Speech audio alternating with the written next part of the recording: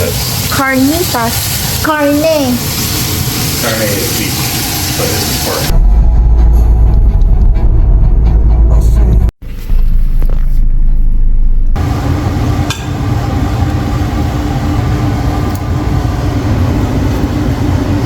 Party, party, party people.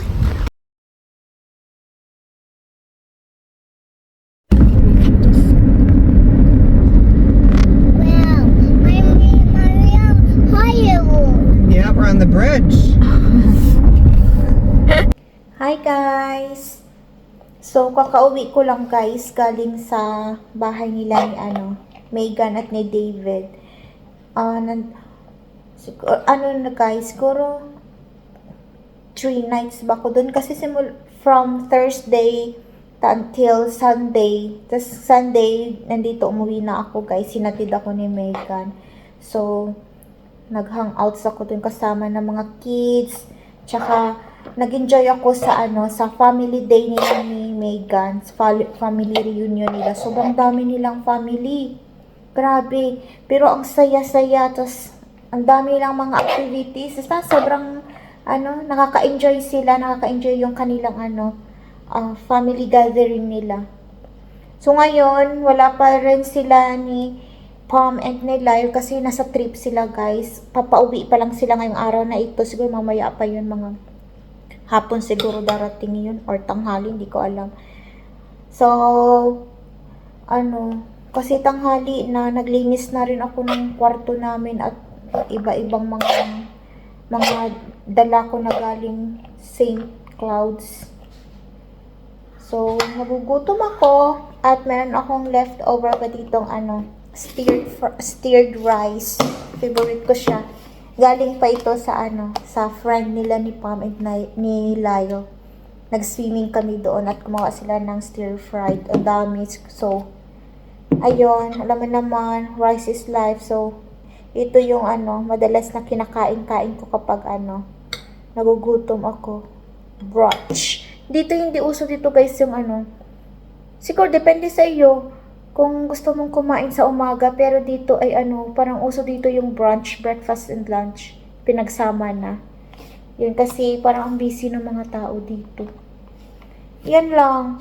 Yan lang yung napapansin ko dito. Pero ako naman kasi sanay na ako sa Pinas na hindi ako kumakain sa umaga at anong oras na rin ako nagigising kasi alam mo naman, tambay doon. Mga tanghali na rin ako nagigising kaya hindi na rin ako masyadong nahirapan. Hindi man nakapag-adjust man ako agad kasi sanay na ako sa ganitong routine. Ayan. Si Aaron na sa work pa, mamayang gabi pa yun uuwi. Kasi overtime siya. So, ilang araw din kaming hindi nagsama. Na-miss na namin ng isa't isa. You know, para kami nag-LDR ng ilang araw. Kaya ganun talaga.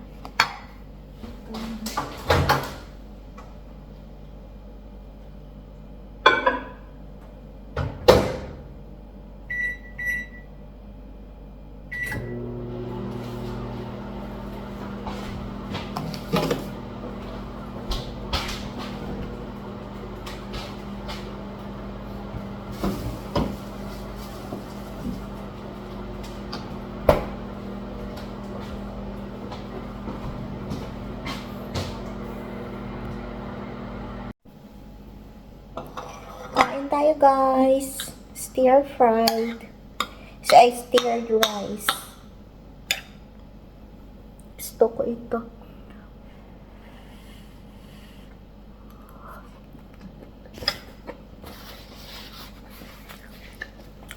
Yung weather dito guys sa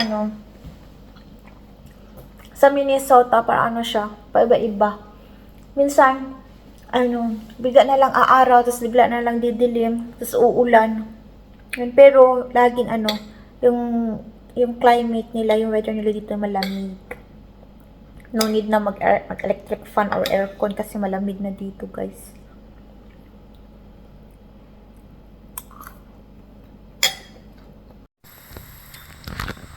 Alam, merong mushroom guys na tumubo dito. Ayan, ang malaki-laki. Pero hindi ata to pwede kainin, hindi siya edible. Yan o. Ang cute lang nila tingnan. Dito sa puno ng maple tree. So, dahil na boring nga kami guys sa bahay, so napagplanuhan namin ni Pam na maglakad-lakad dun sa may woods.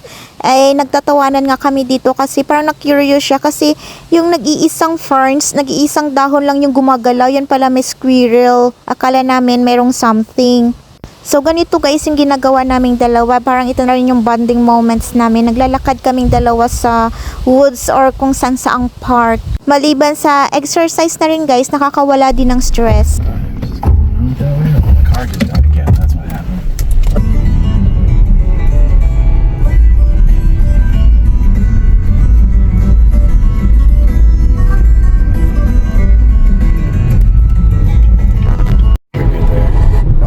Oh yeah. I like the trees. The clouds is so cool. Walmart shopping time. Look at the clouds, they're so cool.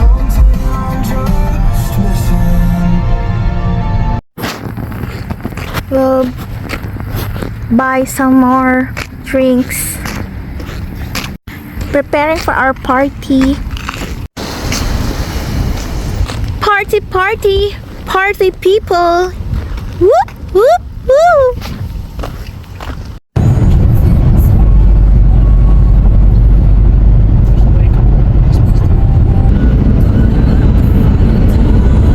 It looks so pretty here.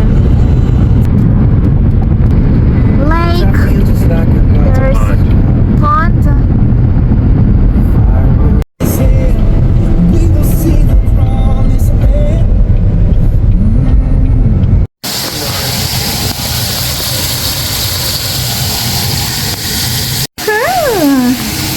What is this for? Yeah, I'm gonna make barbacoa. Or mom's making barbacoa. Barbacoa. No, this is the other one. Oh, this is carne.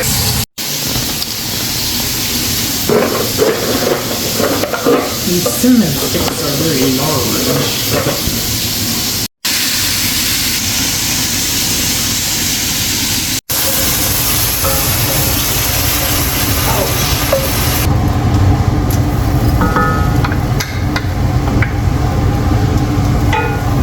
Oh, the seasoning.